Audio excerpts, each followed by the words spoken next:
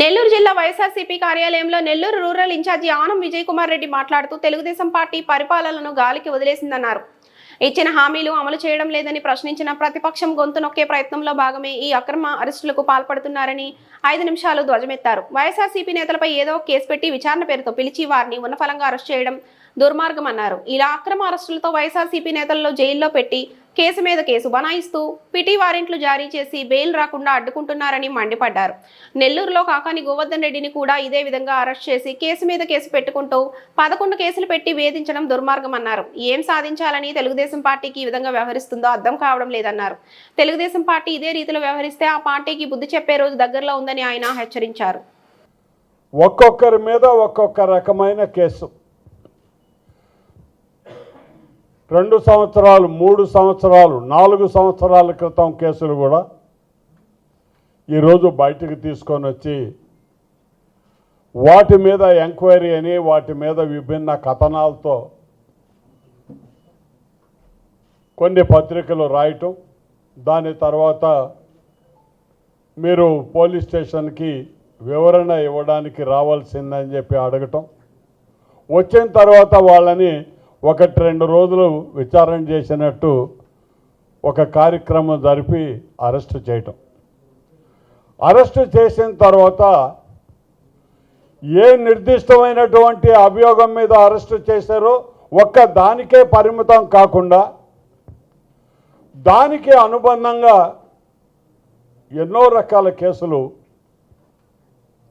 ఆ వ్యక్తుల మీద బనాయించి అదే రకంగా కోర్టులలోనే వివిధ రకాల కేసుల్లో వీళ్ళని దోషులుగా చిత్రీకరించి వాళ్ళకి కోర్టు నుంచి బయటకు వచ్చేదానికి బెయిల్ మీద అవకాశం లేకుండా ఎక్కువ కాలం జైళ్ళల్లో ఉండేదానికి వాళ్ళొక పథకాన్ని తయారు చేసినట్టుగా రాష్ట్ర వ్యాప్తంగా ఆ క్రమంలో భాగంగానే నెల్లూరులో కూడా చూసాం.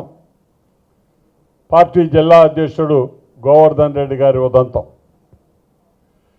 పెట్టింది ఒక కేసు అయితే దానికి ఇంకొక 6-7 కలిసాయి ప్రస్తుతానికి. ఇంకా ఏవో కొన్ని అదనంగా కూడా రిజర్వ్లో ఉన్నాయని అన్నట్టుగా చెప్తున్నారు.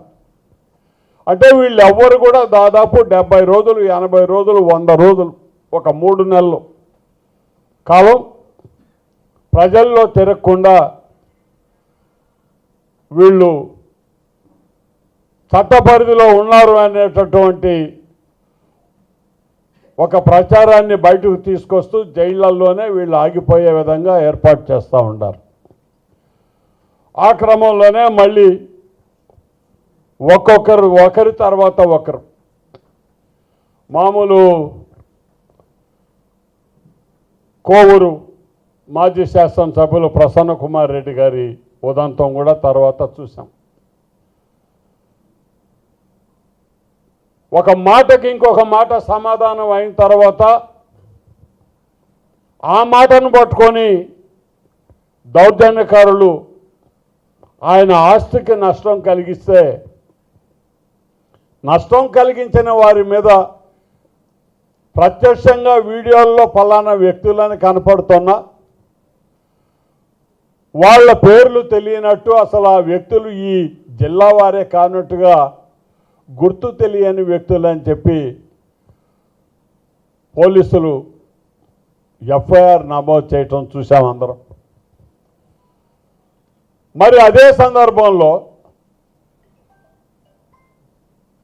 ప్రసన్న కుమార్ రెడ్డి గారు ఆయన మీద ఉన్నటువంటి కేసులో ఏదైతే అదే సందర్భం ఈ ఇంటిని పగలగొట్టేదానికి ముందు జరిగినటువంటి సందర్భంలో ఈ కేసులన్నీ ముడిపడి ఉంటే ముందు వారిని పిలవలేదు, ఇల్లు పగలగొట్టిన వారిని పిలవలేదు, మధ్యలో ఉన్న అతన్ని ప్రశ్నించడానికి మీరు మళ్ళీ కూడా రావాల్సిందని పిలుస్తూ ఉన్నారు.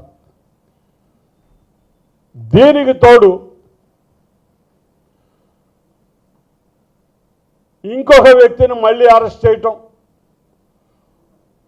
అతనేదో వ్యాపారాలు చేసినాడు, పలానా చోట చేసినాడు, అతనికి గోవర్ధన్ రెడ్డి గారికి సంబంధాలు ఉన్నాయి, వీళ్ళందరూ కలిసికట్టుగా చేశారు. వీళ్ళతో ఇంకొక మరి ఆ సందర్భంలోనే